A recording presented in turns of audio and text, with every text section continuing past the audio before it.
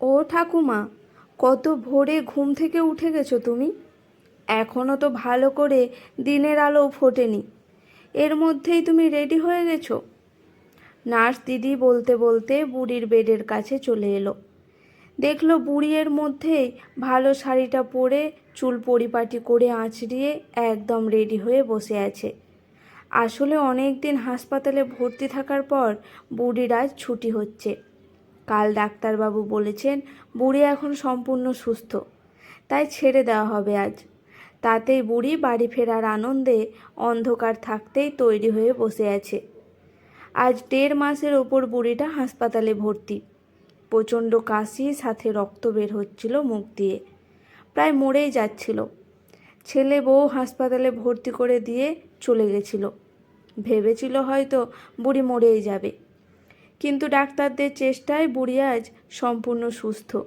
প্রথম প্রথম ছেলে 2-1 দিন অন্তর মাকে দেখতে এলেও পরের দিকে সেই আশাটা অনিয়মিত হতে হতে একেবারে বন্ধ হয়ে গেছে। আর আসে না ছেলে বা বাড়ির কেউ, কোনো খোঁজ পর্যন্ত নেয়নি। ডাক্তারবাবু অনেকবার বাড়ির লোকের সাথে কথা বলতে চেয়েছিলেন, কিন্তু যে ফোন নাম্বার দেওয়া হয়েছিল হাসপাতালের খাতায় সেটাও একসময় অফ দেখাচ্ছিল। তবে বুড়িটা এই কদিনেই প্রায় সবার খুব প্রিয় হয়ে গেছে। ডাক্তারবাবু থেকে নার্স দিদি বা আয়া দিদিরা সবাই ওনাকে ঠাকুমা বলে ডাকে। এটা ওটা কিনে আনে বুড়ির জন্য, শুধু ছেলের খবরই কেউ দিতে পারে না। উনি সবাইকে রোজ বলেন, আমার ছেলেকে একটা ফোন করো, হয়তো কোনো অসুবিধা আছে তাই আসতে পারছে না। আমার ছেলে আমাকে খুব ভালোবাসে, কিন্তু ফোন যে বন্ধ আছে বা ছেলে একবারও মার খোঁজ নিচ্ছে না, সেটা উনি বিশ্বাস করতে চাইতেন না। আস্তে আস্তে বুড়ি সুস্থ হতে লাগলো। এর মধ্যে একদিন একজন মহিলা বুড়ির সাথে দেখা করতে এলো। বুড়ি তো তাকে দেখে খুব খুশি। একসাথে তার কত জিজ্ঞাসা, বাড়ির সবাই কেমন আছে, ছেলের শরীর ভালো আছে কি না। নিশ্চয় ছেলের শরীর খারাপ, তাই এখনও আমাকে সে দেখতে আসতে পারছে না। এরকম কত প্রশ্ন বুড়ির। কিন্তু যখন শুনল যে বাড়ির সবাই ঠিক আছে, তার ছেলেও ঠিক আছে, তখন মুখটা যেন অন্ধকার হয়ে গেল। তবুও বারবার করে তাকে বলতে লাগলো ছেলেকে যেন আসতে বলে। সে এখন একদম ঠিক হয়ে গেছে।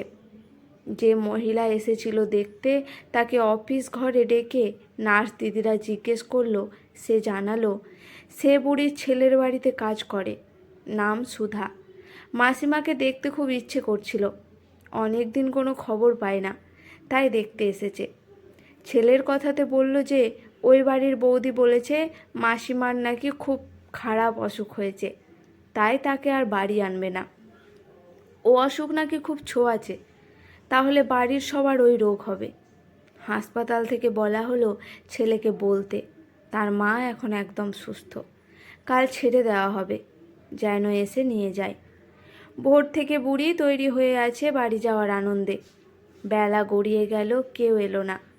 বিকেলবেলা বুড়ি উন্মুক্ত হয়ে গেটের দিকে তাকিয়ে থাকলো, না, কেউ এলো না। রাতে ডাক্তারবাবু রাউন্ডে এসে জিজ্ঞাসা করলেন। বুড়ি কিছু না বলেই কাঁদতে লাগলো। সারাদিন বুড়ি কিছুই খেলো না, শুধুই কেঁদে গেল। সবাই চেষ্টা করেও বুড়িকে কিচ্ছু খাওয়াতে পারল না। সারা রাত জাগার পর সকালের দিকে বোধহয় একটু ঘুমিয়ে পড়েছিল বুড়ি। ও ঠাকুমা, ঠাকুমা বলে আয়া দিদির ডাকে ঘুমটা ভেঙে গেল বুড়ির। তাকিয়ে দেখলো হাসি মুখে তার পাশে অনেকে এসে দাঁড়িয়েছে। হৈ হৈ করে উঠে সকলে, ও ঠাকুমা, তোমাকে নিতে এসেছে বাড়ি থেকে, তাড়াতাড়ি তৈরি হয়ে নাও। অফিস ঘরে সমস্ত কাজ শেষ করে সুধার ছেলে যখন বুড়ির কাছে এসে বলল, নাও ঠাকুমা, বাড়ি চলো এবার। বুড়ি তো তার ছেলেকে খুঁজে যাচ্ছে। আমার খোকা আসেনি, খোকা কোথায়? বুড়ির প্রশ্নের উত্তর দিল না সুধা, শুধু বলল কোনো কাজ আছে, আমাকে পাঠিয়েছে নিতে যেতে। বুড়ি আনন্দে সবাইকে বলে সুধা আর ওর ছেলের সাথে গিয়ে ওদের আনা গাড়িতে উঠল। বুড়িকে নিয়ে গাড়ি এসে থামলো যে বাড়িটাতে, বুড়ি চেনে না সেই বাড়ি। ছোট্ট একটা টালির বাড়ি, কি সুন্দর সাজানো হয়েছে বাড়িটাকে লাইট ফুল দিয়ে। বুড়ি গাড়ি থেকে নামতে একজন মহিলা হাতে একটা বরণ ডালা নিয়ে বুড়িকে বরণ করে ভেতরে নিয়ে গেল। বুড়ি তো অবাক হয়ে যাচ্ছে সব দেখে। ঘরে ঢুকে সুধাকে বলল, তুই আমাকে এখানে এনেছিস কেন? এটা কার বাড়ি? আমি আমার ছেলের বাড়ি যাব।